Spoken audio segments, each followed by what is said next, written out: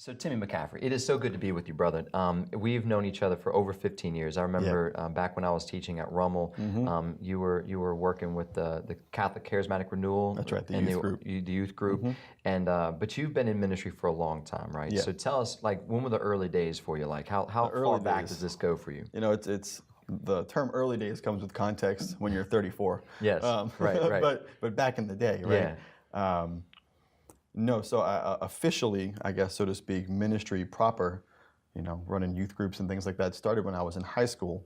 But kind of the taste and the heart for ministry started a little bit before that, really in middle school. When I was in 6th and 7th grade, my best friend's dad ran the social services apostolate for our parish, which is one of the bigger ones in Metairie. And every single week, we were giving out food and housing money and bill money to poor families, some homeless families who would just come in and get in this big old line. And my job at first was just to walk to their car with a box of food. And sometimes you're walking, a block or two, whatever, and you're talking to these people. And so it was my first encounter with people who didn't have all the things I had, people who needed something and were coming to the church for it. Right. So that's kind of where I think I learned what it meant to just have a heart for other people, to work with the heart of the church. Serving. Serve, that's it. I mean, to serve, to try and be Christ, be a little bit of mercy. And my pastor at the time, kind of calls up basically, for conversation's sake, he calls up a buddy of mine and myself, and he knew we were really involved in the youth group, and he knew that we were doing a lot and having fun with it, and that we had been there though for 3 or 4 years.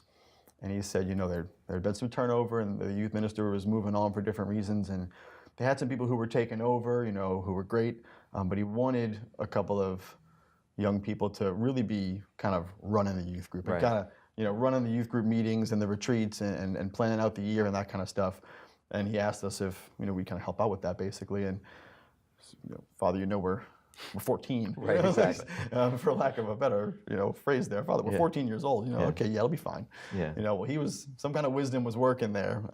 Praise God. For the next few years, we did that, and into college, we ran that youth group and just started working with a bunch of other youth groups and kind of the diocese as a whole, and the rest is some kind of history. So you get an undergrad, and you went to UNO, you went to Franciscan, then you finished up everything at Holy Cross here in New Orleans. That's right. Got a master's at the seminary here in New Orleans, in Notre Dame Seminary.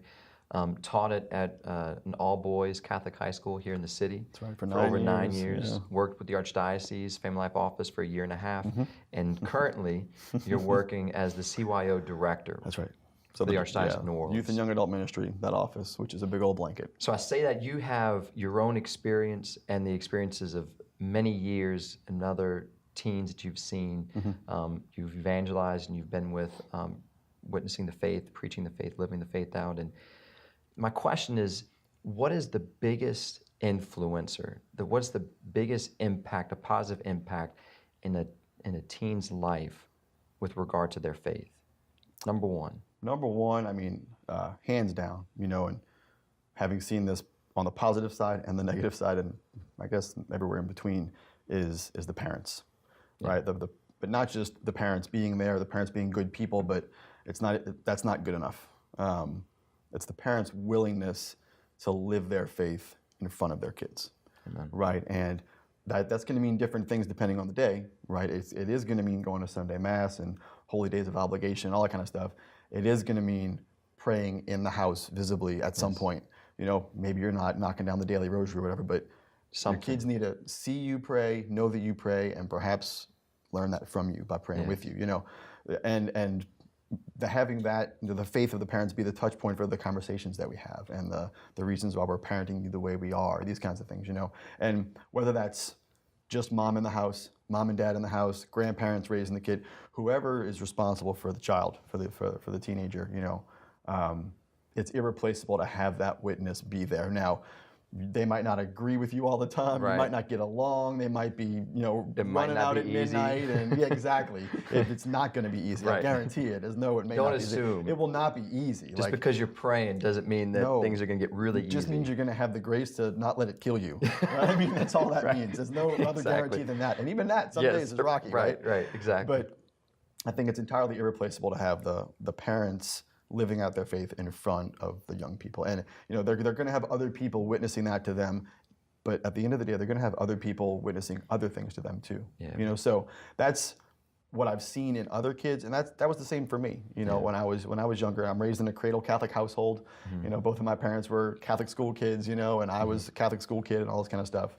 You know, both come from, nobody had a conversion. This is Catholic generations and generations back to the motherland. You know, so to speak. Right. So fine.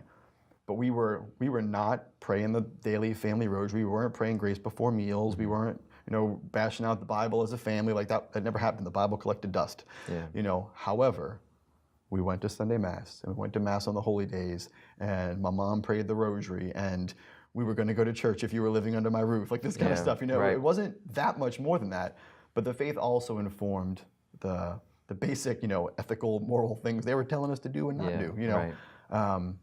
And so looking back, you know, I would never say that like the faith was that was the main thing that we were doing as a family. No one would have ever categorized us as that. But my parents were faithful Catholics and still are, you know. And so looking back, knowing that they were doing all the other things they were doing, working, trying to keep a roof over our heads. Multiple jobs. My dad had multiple jobs, you know, almost my whole life.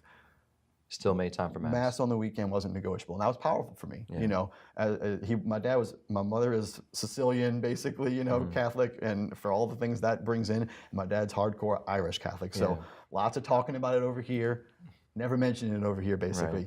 But his actions, you know, spoke very, very loudly to me, and to this day are irreplaceable. You know, and I can, in hindsight now, I can look back and compare it fairly to the other kids that were around me, you know, and what their lived experiences were with their parents, and their parents not taking it as seriously and not living it in that way, you know, just even the minor, almost minimum sometimes calculation of just, this is what we do. That's right. We go to Mass, we go to church. We're people who do that. You know? I think of, we were talking before, just the whole term we use for mother and father, like the reason those terms, those titles that we have as parents, it's reflection of God the Father, and like radiation fatherhood, like one of the plays that John Paul II wrote, the name of it, Radiation Fatherhood, radiating the love of the Father to the world.